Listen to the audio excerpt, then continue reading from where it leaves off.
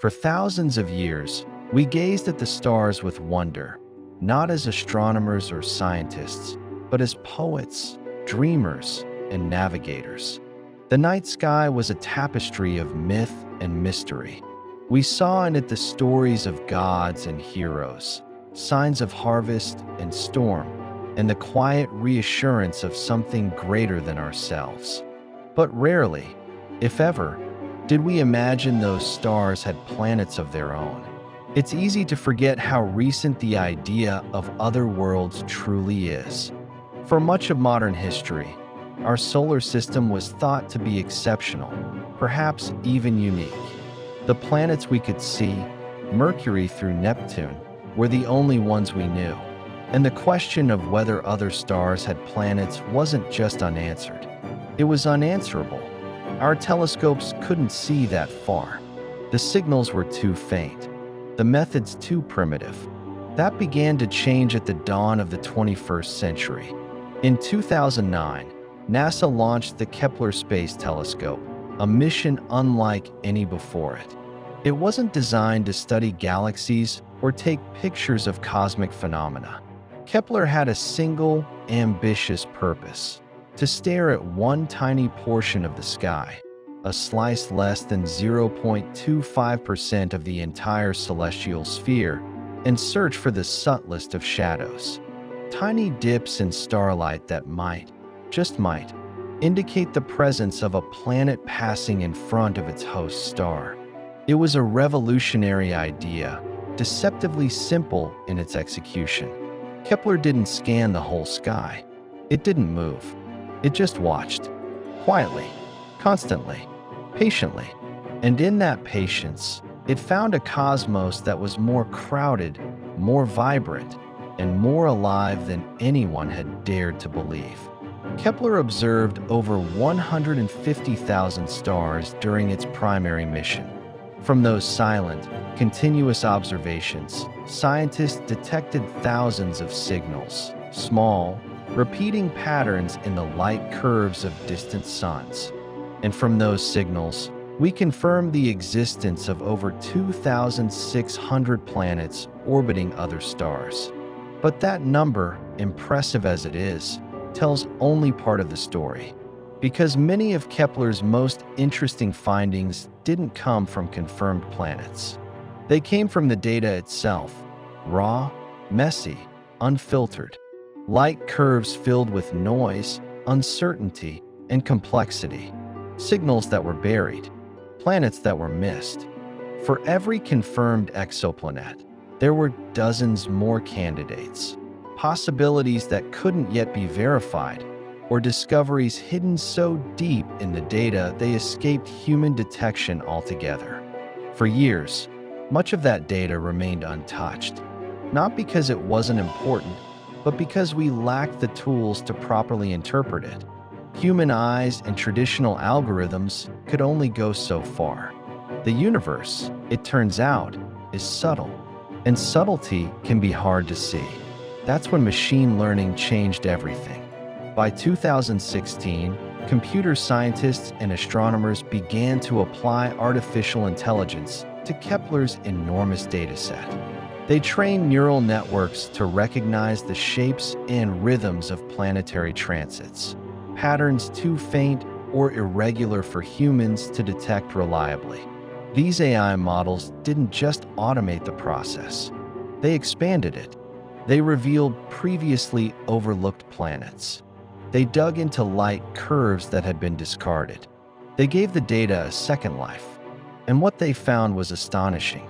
One of the most dramatic discoveries came in 2017 when a machine learning algorithm identified Kepler 90I, an eighth planet in a system already known to have 7. This made Kepler 90 the first known star system, other than our own, to host 8 planets. The discovery wasn't just scientific, it was symbolic. It meant that solar systems as complex as ours might not be rare at all. They might be common. And if solar systems are common, what about Earth-like planets? The ultimate goal of Kepler was never just to count planets. It was to answer a deeper question. How frequent are planets like Earth? Planets that are small, rocky, and orbit within the habitable zone. Not too close, not too far, where liquid water could exist on the surface. Finding gas giants was thrilling, but finding another Earth, that was the dream. And thanks to Kepler's hidden data, that dream is closer than ever. Among the AI discoveries are a growing number of planets between 0.8 and 1.5 times Earth size. Many orbit in the Goldilocks zone, the sweet spot around their star where conditions could support oceans, atmospheres, and possibly life. Some circle quiet red dwarfs. Others orbit stars much like our own Sunday. Each one is a window into a possible future or a distant, alien past. But the excitement of these discoveries is tempered by something deeper, a sense of scale. Because if Kepler, staring at a sliver of sky for just a few years, found thousands of planets, what must exist in the parts of the sky we haven't studied yet? What about the billions of stars Kepler never saw? What about the signals we still haven't decoded? The implications are almost overwhelming. Statistically, there could be billions of Earth-sized planets in the Milky Way alone. Not millions, billions.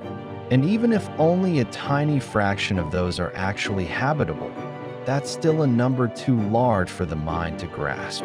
A number that changes the way we think about life, about uniqueness, about isolation. We now understand that planetary systems are the rule, not the exception. The idea that our sun is special, that Earth is a cosmic fluke, has been quietly dismantled by Kepler's data. We live in a galaxy full of worlds, and we're only beginning to understand what that means. What's perhaps most poetic and most humbling is that many of these new worlds were never found by direct observation. We didn't see them shining in the sky. We saw them only through their effect on light. Their presence betrayed by a soft flicker, a subtle dimming, a whisper in the brightness of a distant sun. They are invisible to the naked eye, and yet, through science, they become real. Kepler has since gone silent. Its mission ended in 2018 when the spacecraft ran out of fuel. But its legacy continues, not just in the planets it found, but in the data it left behind. That data still holds secrets, and every year, we're developing better tools to reveal them. TESS, Gaia, the James Webb Space Telescope.